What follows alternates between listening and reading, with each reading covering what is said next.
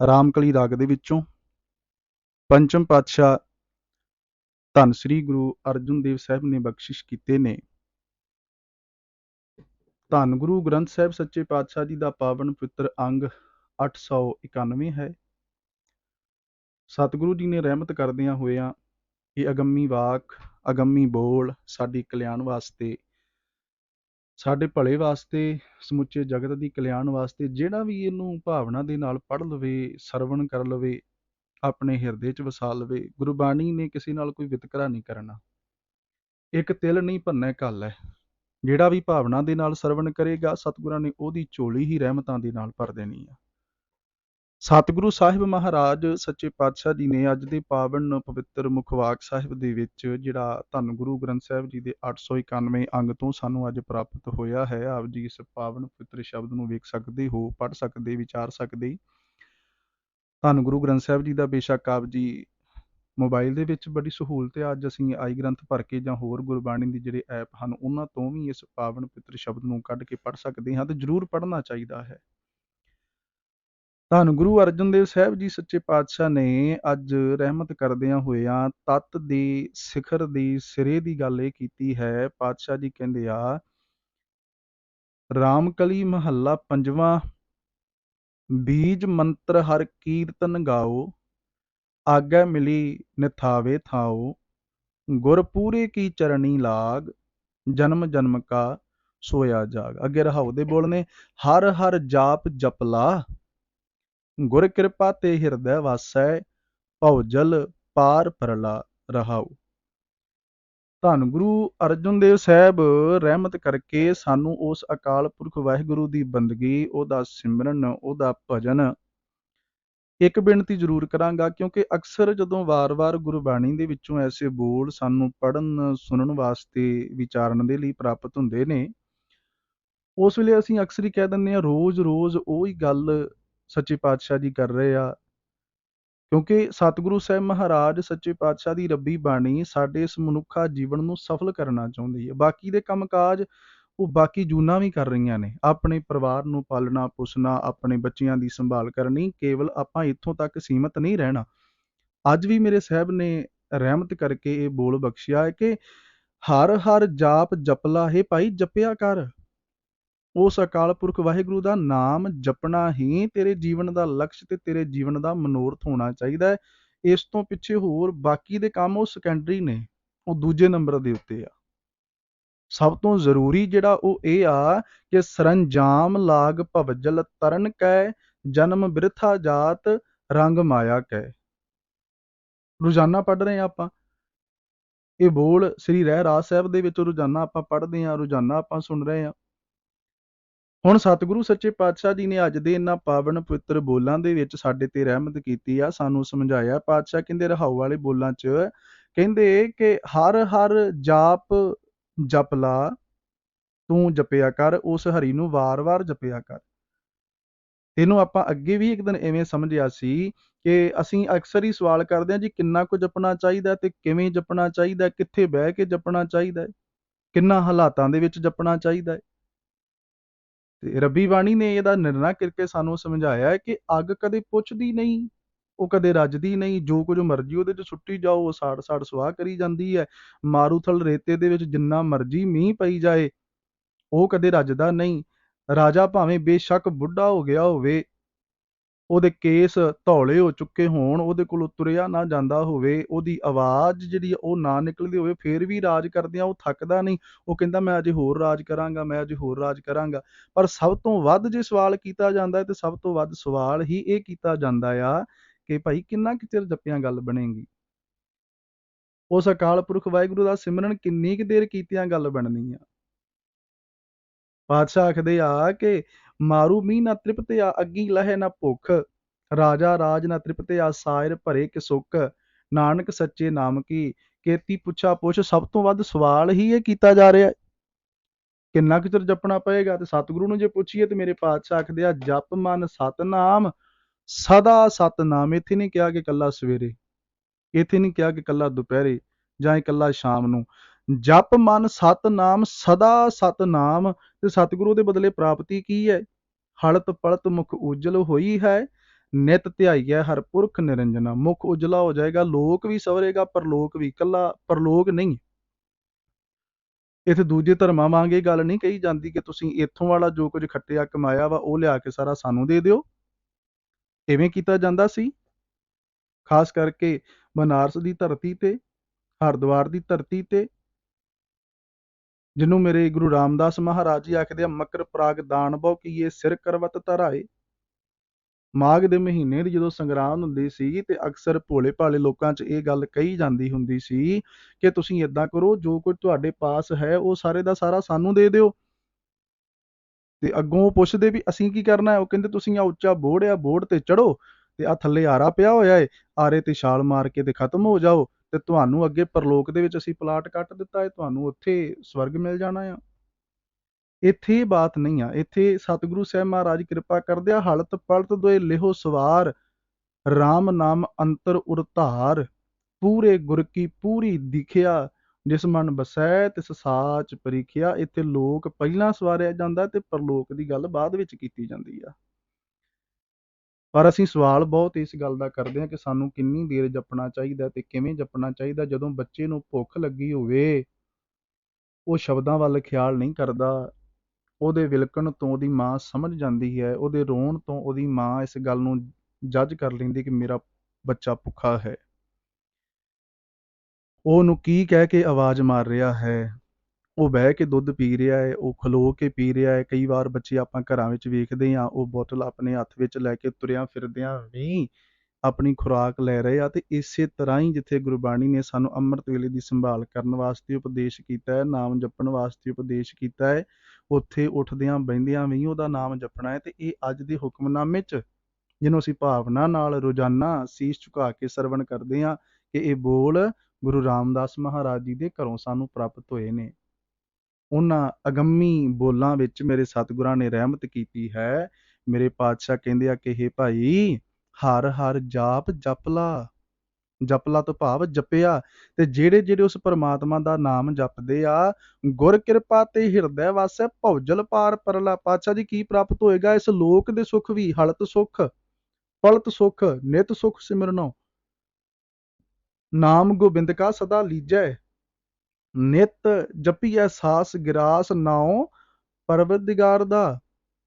ਜਦੋਂ ਨਿਤ ਨਿਤ ਉਹਨੂੰ ਹਰ ਵੇਲੇ ਯਾਦ ਕਰਦੇ ਆ, ਜਪਦੇ ਆ, ਇਹਨੂੰ ਇਵੇਂ ਵੀ ਆਪਾਂ ਸਮਝ ਸਕਦੇ ਆ। ਸਤਿਗੁਰੂ ਸਾਹਿਬ ਜੀ ਦਇਆਲਤਾ ਕਰਦੇ ਆ, ਰਹਿਮਤ ਕਰਦੇ ਆ ਸਾਡੇ ਤੇ, ਸਾਨੂੰ ਸਮਝਾਉਂਦੇ ਨੇ ਕਿ ਜਿਵੇਂ ਆਪਾਂ ਅਰਦਾਸ ਤੋਂ ਅਕਸਰ ਪਹਿਲਾਂ ਕਈ ਵਾਰੀ ਇਹ ਬੋਲ ਸਰਵਣ ਕਰਦੇ ਆ, ਜਦੋਂ ਕੋਈ ਅਰਦਾਸੀਆ ਸਿੰਘ ਗੁਰੂ ਘਰ ਵਿੱਚ ਅਰਦਾਸ ਕਰਦਾ ਹੈ ਤੇ ਅਕਸਰ ਉਹ ਬੋਲ ਪੜ੍ਹਦਾ ਹੈ ਕਿ ਤੀਨੇ ਤਾਪ ਨਿਵਾਰਨ ਹਾਰਾ, ਦੁੱਖ ਹੰਤਾ ਸੁਖ ਰਾਸ, ਤਾਕੋ ਬਿਗਨ ਨ ਕੋਊ ਲਾਗੈ, ਜਾ ਕੀ ਪ੍ਰਭ ਆਗੈ ਅਰਦਾਸ। ਤਿੰਨੇ ਤਾਪ, ਆਦ ਬਿਆਦ ਤੇ ਉਪਾਦ ਖਤਮ ਹੋ ਜਾਂਦਾ ਹੈ ਜਦੋਂ ਅਸੀਂ ਪਰਮਾਤਮਾ ਨੂੰ ਚੇਤੇ ਰੱਖਦੇ ਤੇ ਉਹਦੇ ਚਰਨਾਂ 'ਚ ਅਰਦਾਸ ਕਰਦੇ ਹਾਂ। ਫਿਰ ਜਦੋਂ ਅਸੀਂ ਅਰਦਾਸ ਕਰਦੇ ਹਾਂ, ਜੋ ਸਾਡੀ ਸਿੱਖ ਅਰਦਾਸ ਹੈ, ਚਾਹੇ ਇਕੱਲੇ ਕਰਦੇ ਹਾਂ, ਚਾਹੇ ਸੰਗਤੀ ਰੂਪ ਵਿੱਚ ਕਰ ਰਹੇ ਹਾਂ, ਜਾਂ ਅਸੀਂ ਸਰਵਣ ਕਰ ਰਹੇ ਹਾਂ, ਤੇ ਉਸ ਅਰਦਾਸ ਵਿੱਚ ਵੀ ਅਸੀਂ ਇਹ ਮੰਗ ਕਰਦੇ ਹਾਂ ਕਿ ਪ੍ਰਥਮੇ ਸਰਬੱਤ ਖਾਲਸਾ ਜੀ ਕੀ ਅਰਦਾਸ ਹੈ ਜੀ, ਸਰਬੱਤ ਖਾਲਸਾ ਜੀ ਕੋ ਵਾਹਿਗੁਰੂ ਵਾਹਿਗੁਰੂ ਵਾਹਿਗੁਰੂ ਚਿਤ ਆਵੇ, ਚਿਤ ਆਵਣ ਕਾ ਸਦਕਾ ਸਰਬ ਸੁਖ ਹੋਵੇ। ਹੁਣ ਉੱਥੇ ਵੀ 3 ਵਾਰ ਇਹ ਗੁਰ ਮੰਤਰ, ਜਿਹਨੂੰ ਅੱਜ ਦੇ ਬੋਲਾਂ 'ਚ ਹੁਕਮਨਾਮੇ 'ਚ ਸਾਹਿਬਾਂ ਨੇ ਬੀਜ ਮੰਤਰ ਆਖਿਆ ਹੈ, ਉਸ ਪਰਮਾਤਮਾ ਦਾ ਸਿਮਰਨ, ਹੁਣ ਉੱਥੇ 3 ਵਾਰ ਮੰਗ ਕੀਤੀ ਗਈ, ਤਿੰਨੇ ਤਾਪ ਨਿਵਾਰਨ ਵਾਸਤੇ ਅਰਦਾਸ ਕੀਤੀ ਜਾ ਰਹੀ ਆ। ਉੱਥੇ ਹੀ 3 ਕੰਮ ਮਨ ਕਰਕੇ, ਬਚਨਾ ਕਰਕੇ, ਕਰਮਾਂ ਕਰਕੇ। ਹੇ ਵਾਹਿਗੁਰੂ, ਤੁਸੀਂ ਮੈਨੂੰ ਚੇਤੇ ਰਹੋ।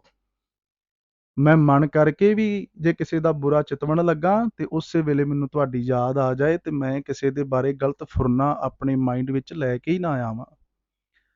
ਫਿਰ ਬਚਨਾ ਕਰਕੇ, ਜਿਹੜੇ ਮੈਂ ਬੋਲ ਆਪਣੀ ਰਸਨਾ ਤੋਂ ਕਹਿਣੇ ਆ, ਹਿਆਓ ਨਾ ਕਹਿ ਠਾਹੇ ਮਾਨਕ ਸਭ ਅਮੁੱਲ ਵੇ।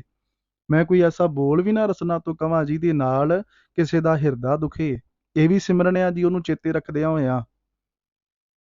ਕਰਮਾਂ ਕਰਕੇ, ਜਿਹੜਾ ਮੈਂ ਕੋਈ ਕਰਮ ਕਰਨਾ, ਆਪਣੇ ਹੱਥਾਂ ਦੇ ਨਾਲ ਕੋਈ ਕੰਮ ਕਰਨਾ, ਮੈਂ ਕਿਸੇ ਦੇ ਰਾਹ ਵਿੱਚ ਕੰਡੇ ਨਾ ਬੀਜਾਂ, ਮੇਰੇ ਰਾਹੀਂ, ਮੇਰੇ ਹੱਥਾਂ ਦੇ ਰਾਹੀਂ ਕਿਸੇ ਦਾ ਮਾੜਾ ਨਾ ਹੋਵੇ। ਇਹ ਵੀ ਉਹਦਾ ਸਿਮਰਨ ਕਰਨਾ ਹੈ ਜੀ। ਮਨ ਬਚ ਕਰਮ ਪ੍ਰਭ ਆਪਣਾ ਧਿਆਈ। ਕਹਿੰਦੇ ਤੂੰ ਮਨ ਕਰਕੇ ਵੀ ਚੇਤੇ ਕਰ, ਆਪਣੇ ਬਚਨਾਂ ਰਾਹੀਂ ਵੀ ਉਹਨੂੰ ਚੇਤੇ ਰੱਖ ਕੇ ਬੋਲ। ਇਹ ਆ ਸਿਮਰਨ, ਜਿੱਥੇ ਗੁਰਸਿੱਖ ਆਪਣੇ ਸਮੇਂ ਚੋਂ ਸਮਾਂ ਕੱਢਦਿਆਂ ਬਹਿ ਕੇ ਸਿਮਰਨ ਕਰਦਾ ਹੈ, ਉੱਥੇ ਹੀ ਉਹ ਜਦੋਂ ਆਪਣੇ ਮਨ ਕਰਕੇ ਪ੍ਰਮਾਤਮਾ ਨੂੰ ਚੇਤੇ ਰੱਖਦਾ ਤੇ ਕਿਸੇ ਦਾ ਮਾੜਾ ਨਹੀਂ ਸੋਚਦਾ, ਹਮੇਸ਼ਾ ਪੋਜ਼ਿਟਿਵ ਵੇ ਦੇ ਨਾਲ ਸੋਚਦਾ ਆ, ਚੰਗੀਆਂ ਵਿਚਾਰਾਂ ਸੋਚਦਾ ਆ। ਤੇ ਉੱਥੇ ਸਤਿਗੁਰੂ ਸਾਹਿਬ ਮਹਾਰਾਜ ਕਹਿੰਦੇ ਆ ਇਹ ਮਨ ਕਰਕੇ ਸਿਮਰਨ ਆ। ਜਦੋਂ ਜ਼ੁਬਾਨ ਦੇ ਕੰਟਰੋਲ ਹੋ ਗਿਆ ਮੁਕੰਮਲ, ਕਿਸੇ ਨੂੰ ਕੋਈ ਮਾੜਾ ਬੋਲ ਨਹੀਂ ਬੋਲਣਾ, ਫਿਰ ਖਾਣ ਲੱਗਿਆਂ ਵੀ ਖਿਆਲ ਰੱਖਣਾ ਕਿ ਕਿਹੜੀ ਚੀਜ਼ ਖਾਣੀ ਆ, ਤੇ ਇਹ ਰਸਨਾ ਦਾ ਸਿਮਰਨ ਬਣ ਜਾਂਦਾ ਫਿਰ ਨਾਲ। ਮਨ, ਬਚ, ਕਰਮ, ਜਿਹੜੇ ਕੰਮ ਕਰਦੇ ਆ, ਕੰਮ ਕਰਦਿਆਂ ਵੀ ਜਦੋਂ ਸਤਿਗੁਰੂ ਚੇਤੇ ਆਉਣ ਲੱਗ ਪਵੇ, ਪਰਮੇਸ਼ਰ ਚੇਤੇ ਆਉਣ ਲੱਗ ਪਵੇ, ਪ੍ਰਮਾਤਮਾ ਦੀ ਭਗਤੀ ਹਿਰਦੇ 'ਚ ਵਸ ਜਾਏ, ਤੇ ਫਿਰ ਮਨ ਕਰਕੇ ਵੀ, ਬਚਨਾਂ ਕਰਕੇ ਵੀ, ਕਰਮਾਂ ਕਰਕੇ ਵੀ ਉਹਦਾ ਸਿਮਰਨ ਹੋ ਜਾਂਦਾ। ਤੇ ਇਹ ਵਾਲਾ ਸਿਮਰਨ ਕਰਨ ਵਾਸਤੇ ਸਤਿਗੁਰਾਂ ਆਖਿਆ ਜਿਹੜਾ ਅਸੀਂ ਹਰ ਵੇਲੇ ਕਰ ਸਕਦੇ ਹੋਈਏ, ਹਰ ਥਾਂ ਤੇ ਕਰ ਸਕਦੇ ਹੋਈਏ। ਜਿਵੇਂ ਬੱਚੇ ਨੂੰ ਭੁੱਖ ਲੱਗੀ ਹੋਵੇ ਤੇ ਉਹ ਸਿਚੁਏਸ਼ਨ ਨਹੀਂ ਵੇਖਦਾ, ਉਹ ਹਾਲਾਤ ਨਹੀਂ ਵੇਖਦਾ ਕਿ ਮੈਂ ਕਿਸ ਹਾਲਾਤ ਦੇ ਵਿੱਚ ਦੁੱਧ ਪੀਣ ਆਇਆ। ਸਤਿਗੁਰੂ ਸਾਹਿਬ ਨੇ ਕਿਰਪਾ ਕੀਤੀ, ਗੁਰ ਕਿਰਪਾ ਤੇ ਹਿਰਦੈ ਵਸੈ। ਜਦੋਂ ਗੁਰੂ ਦੀ ਕਿਰਪਾ ਨਾਲ ਪਰਮੇਸ਼ਰ ਦਾ ਸਿਮਰਨ ਹਿਰਦੇ 'ਚ ਵਸ ਗਿਆ ਤੇ ਭਉ ਜਲ ਪਾਰ ਪਰਲਾ, ਇਸ ਭਉ ਜਲ, ਡਰ ਦੇ ਸਮੁੰਦਰ ਤੋਂ ਬੰਦਾ ਪਾਰ ਹੋ ਜਾਂਦਾ। ਡਰੇ ਫਿਰਦੇ ਆ ਨਾ ਹਰ ਵੇਲੇ ਡਰ ਲੱਗਿਆ ਹੋਇਆ ਹੈ, ਕਿਸੇ ਸਾਡੇ ਨਾਲੋਂ ਕੋਈ ਉੱਚੇ ਮੁਰਾਤਬੇ ਵਾਲਾ ਆ ਨਾ ਜਾਵੇ, ਸਾਡੇ ਨਾਲੋਂ ਕੋਈ ਬਲ ਵਾਲਾ, ਕੋਈ ਤਾਕਤ ਵਾਲਾ, ਜਿਹਦੇ 'ਚ ਸਾਡੇ ਨਾਲੋਂ ਵਧੇਰੇ ਤਾਕਤ ਹੋਵੇ, ਉਹ ਨਾ ਕਿਤੇ ਆ ਜਾਏ, ਉਹਦਾ ਡਰ ਲੱਗਿਆ ਹੋਇਆ। ਕੋਈ ਸਾਡੀ ਸੀਟ ਨਾ ਖੋਹ ਲੈ, ਕੋਈ ਸਾਡੀ ਥਾਂ ਤੇ ਨਾ ਬਹਿ ਜਾਏ, ਇਹ ਡਰ ਲੱਗਾ ਹੋਇਆ। ਜੋ ਕੁਝ ਸਾਡੇ ਕੋਲ ਆ ਇਹ ਕਿਤੇ ਗਵਾਚ ਨਾ ਜਾਏ, ਇਹ ਤੇ ਭਉਜਲ ਆ। ਭਉ ਜਲ, ਡਰ ਦਾ ਸਾਗਰ, ਡਰ ਦਾ ਸਮੁੰਦਰ। ਜਿਉ ਡਰਤ ਹੈ ਆਪਣਾ ਕੈਸਿਉ ਕਰੀ ਪੁਕਾਰ, ਦੁਖ ਵਿਸਾਰਨ ਸੇਵਿਆ ਸਦਾ ਸਦਾ ਦਾਤਾਰ। ਸਾਹਿਬ ਮੇਰਾ ਨੀਤ ਨਵਾਂ ਸਦਾ ਸਦਾ ਦਾਤਾਰ। ਇਹ ਜੱਗ ਅੱਗ ਦਾ, ਡਰ ਦਾ ਸਮੁੰਦਰ ਆ ਜੀ। ਹਰ ਵੇਲੇ ਡਰ ਲੱਗਾ ਹੋਇਆ ਹੈ, ਬੱਚੇ ਨਾ ਵਿਗੜ ਜਾਣ, ਹਰ ਵੇਲੇ ਡਰ ਲੱਗਾ ਹੋਇਆ ਹੈ। ਜੋ ਕੁਝ ਅਹੁਦਾ ਪਾਸ ਆ, ਜੋ ਕੁਝ ਮਾਇਆ ਸਰਮਾਇਆ ਪਾਸ ਆ, ਉਹ ਕਿਤੇ ਗਵਾਚ ਨਾ ਜਾਏ, ਇਹ ਡਰ ਲੱਗਾ ਹੋਇਆ। ਪਤਾ ਨਹੀਂ ਕਿੰਨੇ ਕੁ ਡਰ। ਸਤਿਗੁਰੂ ਕਹਿੰਦੇ ਜਦੋਂ ਗੁਰੂ ਦੀ ਕਿਰਪਾ ਨਾਲ ਹਿਰਦੇ ਦੇ ਵਿੱਚ ਪਰਮੇਸ਼ਰ ਵਸ ਜਾਏਗਾ, ਇਹ ਤੇਰੇ ਸਾਰੇ ਡਰ ਖਤਮ ਹੋ ਜਾਣੇ ਤੇ ਇਸ ਭਉਜਲ ਤੋਂ ਤੇਰਾ ਪਾਰ ਉਤਾਰਾ ਹੋ ਜਾਏਗਾ। ਆਰੰਭ ਵਿੱਚ ਸਾਹਿਬ ਕਿਰਪਾ ਕਰਦੇ ਆ, ਬੀਜ ਮੰਤਰ ਹਰ ਕੀਰਤਨ ਗਾਓ। ਸਤਿਗੁਰੂ ਸਾਹਿਬ ਮਹਾਰਾਜ ਦੀ ਕਿਰਪਾ ਕਰਦੇ ਕਿ ਹੇ ਭਾਈ, ਉਸ ਅਕਾਲ ਪੁਰਖ ਵਾਹਿਗੁਰੂ ਦੀ ਸਿਫਤ ਸਲਾਹ ਕਰਨੀ, ਉਹਦਾ ਨਾਮ ਜਪਣਾ ਹੀ ਸ੍ਰੇਸ਼ਟ ਮੰਤਰ ਆ। ਸਾਰਿਆਂ ਨਾਲੋਂ ਸ੍ਰੇਸ਼ਟ ਮੰਤਰ ਹੈ ਉਸ ਅਕਾਲ ਪੁਰਖ ਵਾਹਿਗੁਰੂ ਜੀ ਦਾ ਸਿਮਰਨ ਕਰਨਾ। ਰੱਬੀ ਬਾਣੀ 'ਚ ਜਦੋਂ ਆਪਾਂ ਪੜਾਂਗੇ ਨਾ ਤੇ ਸਾਹਿਬ ਜੀ ਕਿਰਪਾ ਕਰਨਗੇ। ਭਗਤ ਬੇਣੀ ਸਾਹਿਬ ਦੇ ਬੜੇ ਪਿਆਰੇ ਬੋਲ ਨੇ, ਜਾਗਤ ਰਹੇ ਸੋ ਕਬਹੂ ਨਾ ਸੋਵੈ, ਤੀਨ ਤਲੋਕ ਸਮਾਧ ਪਲੋਵੈ, ਬੀਜ ਮੰਤਰ ਲੈ ਹਿਰਦੈ ਰਹੈ, ਮਨੁਆ ਉਲਟ ਸੁਨ ਮਹਿ ਗਹੈ। ਭਗਤ ਬੇਣੀ ਜੀ ਰਹਿਮਤ ਕਰਕੇ ਸਮਝਾ ਰਹੇ, ਕਹਿਣ ਲੱਗੇ ਕਿ ਐਸਾ ਆਦਮੀ, ਐਸਾ ਇਨਸਾਨ ਜਿਹੜਾ ਪਰਮਾਤਮਾ ਦਾ ਨਾਮ ਮੰਤਰ ਆਪਣੇ ਹਿਰਦੇ ਦੇ ਵਿੱਚ ਟਿਕਾ ਲੈਂਦਾ ਆ, ਸਤਿਗੁਰੂ ਸਾਹਿਬ ਸੱਚੇ ਪਾਤਸ਼ਾਹ ਕਿਰਪਾ ਕਰਦੇ ਕਿ ਉਹ ਫਿਰ ਆਪਣਾ ਮਨ ਪਲਟਾ ਲੈਂਦਾ ਹੈ, ਉਹਦਾ ਮਨ ਉਲਟ ਜਾਂਦਾ ਆ। ਮਨੁਆ ਉਲਟ, ਉਲਟ ਤੋਂ ਭਾਵ ਮਾਇਆ ਵਾਲੇ ਪਾਸਿਓਂ, ਵਿਕਾਰਾਂ ਵਾਲੇ ਪਾਸਿਓਂ, ਦੁਸ਼ਟ ਕਰਮਾਂ ਵਾਲੇ ਪਾਸਿਓਂ, ਮਾੜਾ ਸੋਚਣ ਵਾਲੇ ਪਾਸਿਓਂ, ਮਾੜਾ ਕਰਨ ਵਾਲੇ ਪਾਸਿਓਂ ਉਹਦਾ ਮਨ ਹੀ ਤਬਦੀਲ ਹੋ ਜਾਂਦਾ ਹੈ ਤੇ ਉਹ ਹਮੇਸ਼ਾ ਪਰਮਾਤਮਾ ਦੇ ਨਾਮ ਰੰਗ ਵਿੱਚ ਰੰਗਿਆ ਰਹਿੰਦਾ ਹੈ। ਬੀਜ ਮੰਤਰ ਬਾਰੇ ਆਪਾਂ ਰੱਬੀ ਬਾਣੀ ਚੋਂ ਹੋਰ ਉਪਦੇਸ਼ ਵੀ ਜਿਹੜੇ ਆ ਉਹ ਪੜ੍ਹਦੇ ਆ ਤੇ ਸਤਿਗੁਰੂ ਸਾਹਿਬ ਮਹਾਰਾਜ ਜੀ ਕਿਰਪਾ ਕਰਦੇ ਆ। ਬੀਜ ਮੰਤਰ ਸਰਬ ਕੋ ਗਿਆਨ, ਚਹੁ ਵਰਨਾ ਮੈਂ ਜਪੈ ਕਉ ਨਾਮ, ਜੋ ਜੋ ਜਪੈ ਤਿਸ ਕੀ ਗਤ ਹੋਏ, ਸਾਧ ਸੰਗ ਪਾਵੈ ਜਨ ਕੋਏ, ਕਰ ਕਿਰਪਾ ਅੰਤਰ ਉਰ ਧਾਰੈ, ਪਸ ਪ੍ਰੇਤ ਮੁਗਧ ਪਾਥਰ ਕਉ ਤਾਰੈ, ਸਰਬ ਰੋਗ ਕਾ ਔਖਦ ਨਾਮ, ਕਲਿਆਣ ਰੂਪ ਮੰਗਲ ਗੁਣ ਗਾਮ, ਕਾਹੂ ਜੁਗਤ ਕਿਤੈ ਨਾ ਪਾਈਐ ਧਰਮ, ਨਾਨਕ ਤਿਸ ਮਿਲੈ ਜਿਸ ਲਿਖਿਆ ਤੁਰ ਕਰਮ, ਬੀਜ ਮੰਤਰ ਸਰਬ ਕੋ ਗਿਆਨ। ਸਤਿਗੁਰੂ ਜੀ ਕਿਰਪਾ ਕਰਦੇ, ਚੌਹਾਂ ਵਰਨਾਂ ਦੇ ਵਿੱਚੋਂ ਜਿਹੜਾ ਵੀ ਕੋਈ ਇਹਨੂੰ ਆਪਣੇ ਹਿਰਦੇ ਵਿੱਚ ਵਸਾ ਲੈਂਦਾ ਹੈ, ਉਹਦੀ ਕਲਿਆਣ ਹੁੰਦੀ ਹੈ। ਬੀਜ ਮੰਤਰ ਹਰ ਕੀਰਤਨ ਗਾਓ। ਹੇ ਭਾਈ, ਉਸ ਪਰਮਾਤਮਾ ਦੀ ਸਿਫਤ ਸਲਾਹ ਦਾ ਗੀਤ ਗਾਇਆ ਕਰ।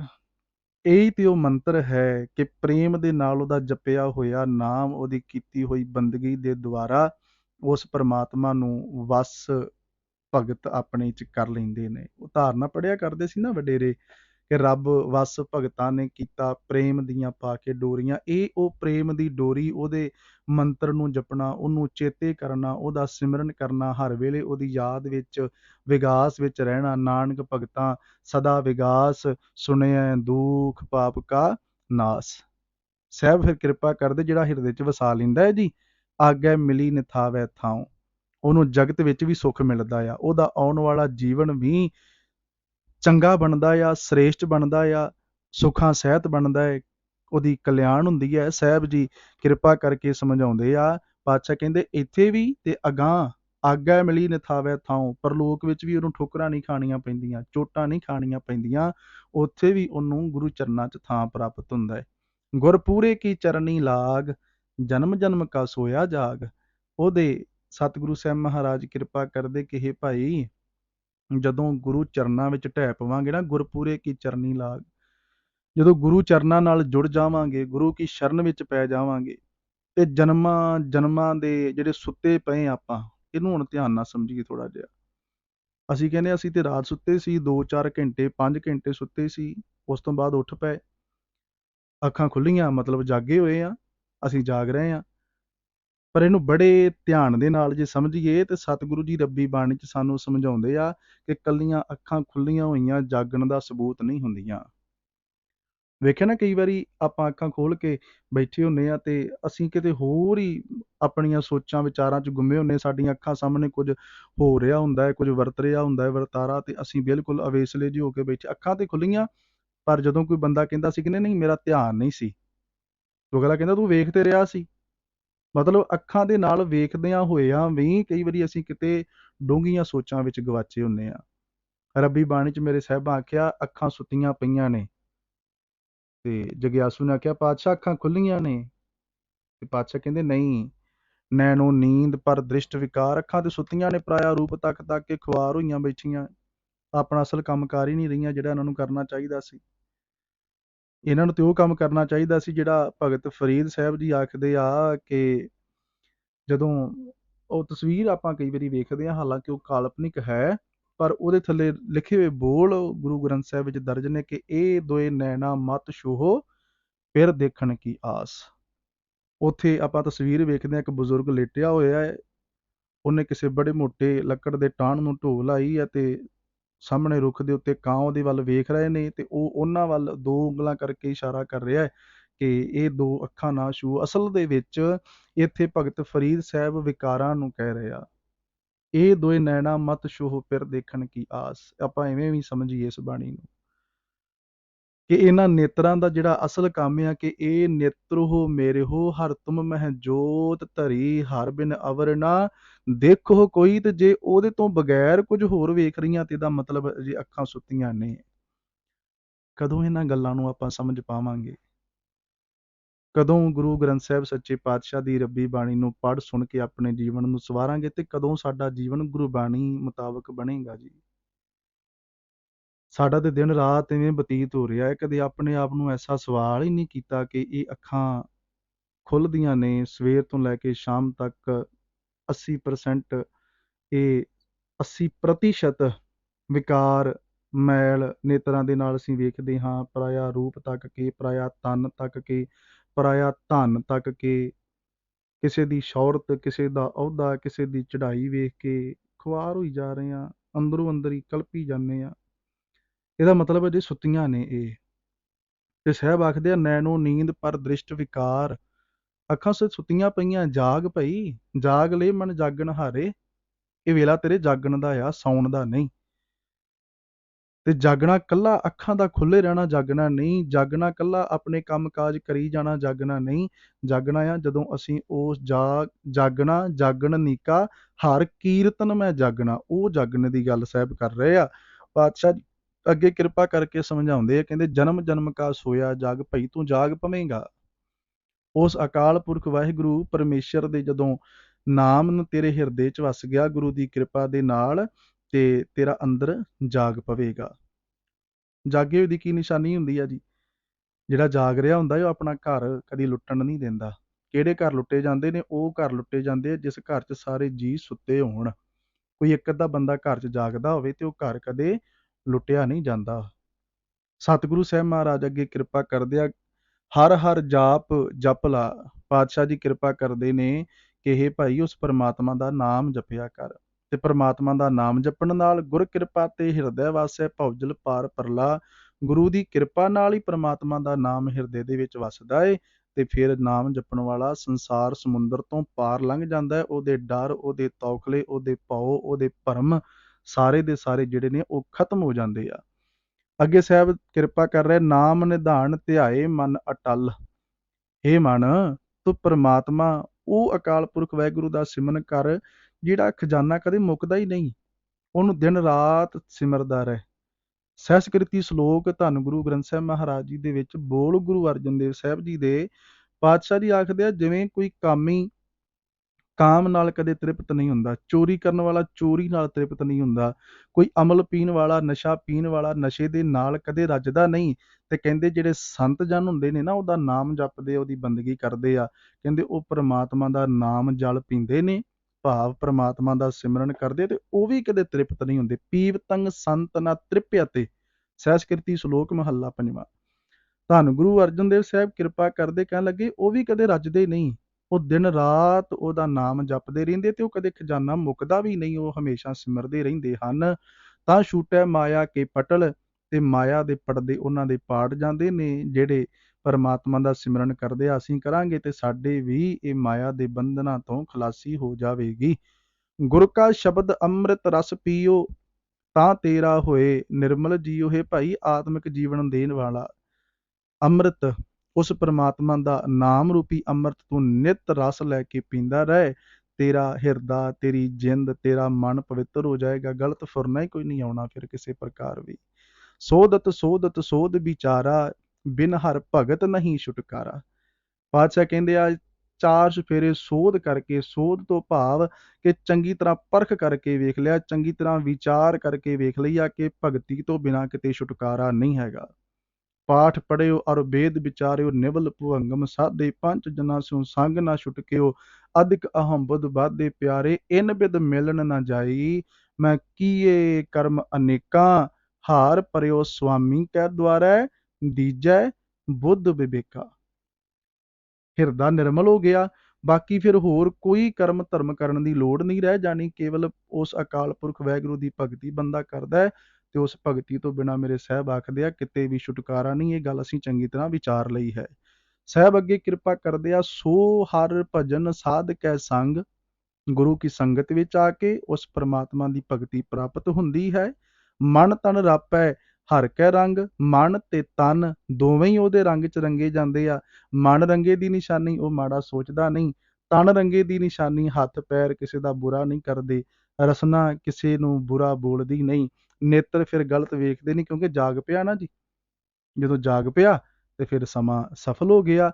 ਛੋੜ ਸਿਆਣਪ ਬਹੁ ਚਤੁਰਾਈ, ਮਨ ਬਿਨ ਹਰ ਨਾਮੈ ਜਾਏ ਨਾ ਕਾਈ।